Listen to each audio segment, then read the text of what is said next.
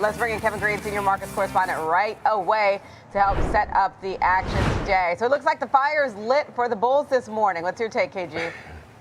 Yeah, I would agree. Obviously, when you're looking at the Nvidia earnings, they were definitely a spark for the bulls, at least for now, Diane. I mean, at the end of the day, we are seeing technology stocks rally to the upside, especially those that have a sphere of influence, if you will, from Nvidia. And once again, I mean, I think we are seeing a situation where the market is trying to find some good news. And we're going to see if we're going to have some follow through here today. I think right now, green on the screen looking pretty good, up about 1.3%. But let's also kind of step back a tad bit. And if we're looking at this 6-month daily chart of the E-mini S&P 500 futures, that 50-day moving average, which is in yellow, is going to be that key area of resistance. We touched it briefly overnight here. Let's see if we're going to be able to exceed that and get over that level by today's close. I think that's going to be key. That's going to be the first step for the bulls to really try to gain some momentum and try to get out of this pullback here. If we do see any type of reversal, you're still looking at yesterday's close as your first area of support for this market. So once again, really great, green on the screen, but technically speaking, we're just hitting that first level of resistance. We still have a long way to go in order for us to try to get back to new all-time highs. Okay, so Nvidia, you are always across these numbers right when they break. You've had some time to digest. What's your take when you look across?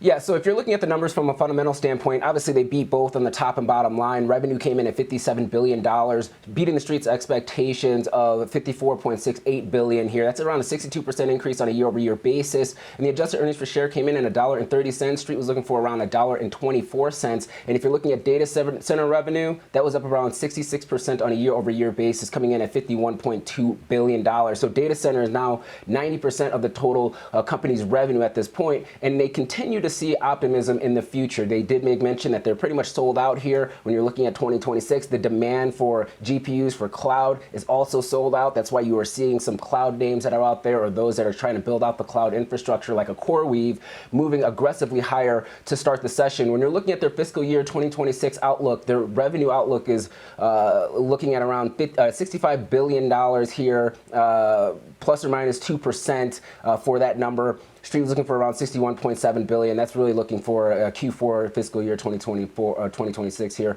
And you're also looking at gross margins at around 74.8%. So they pretty much hit on every metric. The only spot that did actually miss is the free cash flow number. Street's not really too concerned about that right now. They continue to see demand not only here in the United States and those hyperscalers, but also sovereign purchases as well. That was actually a theme, and we actually had announcements while the conference call was going on that the United States is going to allow the sale of Blackwell chips overseas as well, an aggressive purchase order that's going to be placed for 2026. That's also providing a little bit of a boost. So overall, this is actually a really decent number, but let's see if it can actually carry some of the other mega cap tech names to the upside here throughout this session and be able to hold some of these gains. Speaking of some of those names, it looks like we have a sympathy move from AMD in the pre-market. Is that how you would read through that? I would. I mean, AMD is a GPU provider, obviously a little bit of a cheaper price when you're looking at their technology. And it looks like Nvidia obviously has gotten ahead of the game here, but AMD could be a beneficiary if we continue to see supply or demand continue to rocket to the upside here. And if Nvidia is going to be sold out in the near term, you might see some customers actually going towards AMD in order to fulfill those orders. Also be mindful too, AMD is working on the CPU side of the business as well. That's what they are known for. That is their bread and butter. And it seems like they are rolling out new products in order to meet that need, especially on the server side business here. So seeing some optimism. Obviously, they're going to be talking about their ability to try to expand market share, maybe in the GPU space. But I would think that they probably will focus more on the CPU side over the next 6 months, 8 months or so. Because once again, that probably actually has a little bit more of a tangible, addressable market if you're looking at individual CPU sales rather than GPUs. Okay, and then you're speaking of the hyperscalers. We've been watching Alphabet, Google, which is actually amid the sell-off that we've seen in the tech sector, has managed to buck some of that. Especially, you saw the trigger at the beginning of the week with the announcement of Berkshire Hathaway taking a stake, and you've just had some momentum here. What are you watching with the tailwinds that we've seen for Alphabet, Google? Yeah, a lot of news when it comes to Alphabet Google over the last couple of days here. They released Gemini 3. Obviously, there's a lot of fanfare when it comes to that new model that's being rolled out here, especially when you're looking at the capabilities of building out websites. It's actually very remarkable, some of the items that they were able to pack into this model. So you did see the stock move to the upside here, but it's not only that. They also did announce a $2 billion build out in Turkey for a cloud data center, if you will, in Turkey that's going to take over around 10 years. They did relaunch, or actually launched, a engineering center in Taiwan. That's also another reason. And then under the radar, we actually did see the EU kind of punt some AI reforms from 2026 to 2027 as well, which is obviously going to benefit not only Alphabet, but also Meta, some of these other names. So a lot of good news being wrapped up into Alphabet Google at this point in time. And I think the optimism as well is the TPUs that Google uses. So there's GPUs, there's TPUs, there's other systems. And it appears that the TPUs that Google actually has within house is actually pretty formidable, and even maybe even a little bit better when it comes to inferencing. And that's going to be the case. You might see some demand there when it comes to their technology and their design that they obviously outsource to another third party in order for them to build. So a lot of great news coming out of Alphabet, and it's really kind of holding up the communication services sector as Meta continues to kind of consolidate or even pull back here. Okay, so it looks like the tech sector is set to take off today. How much does the jobs report matter today? Is it kind of an afterthought when you think about how belated this data is?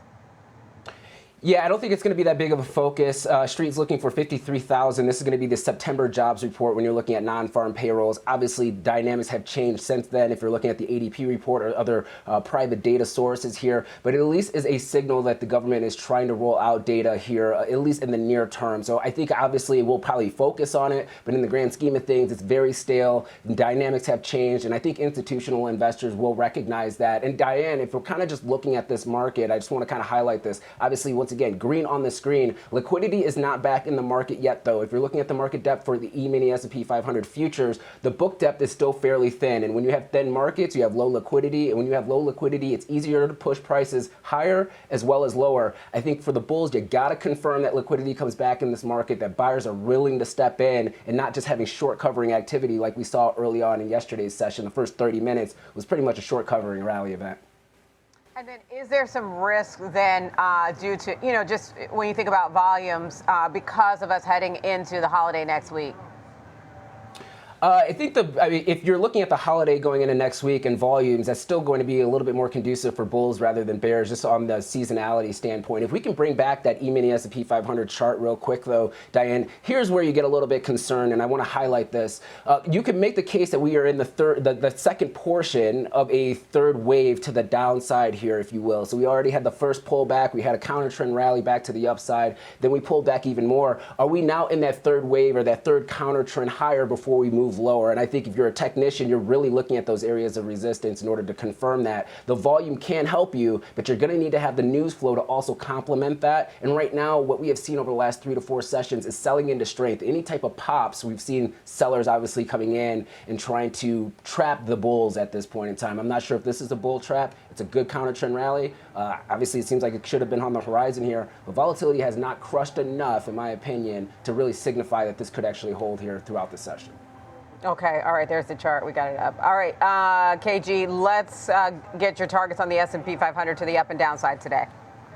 Yeah, upside, first target, 6750. Next one, if we do get this gamma squeeze rally, 6800 to the downside, 6600, which has been a key area of support over the last couple of sessions here, Diane.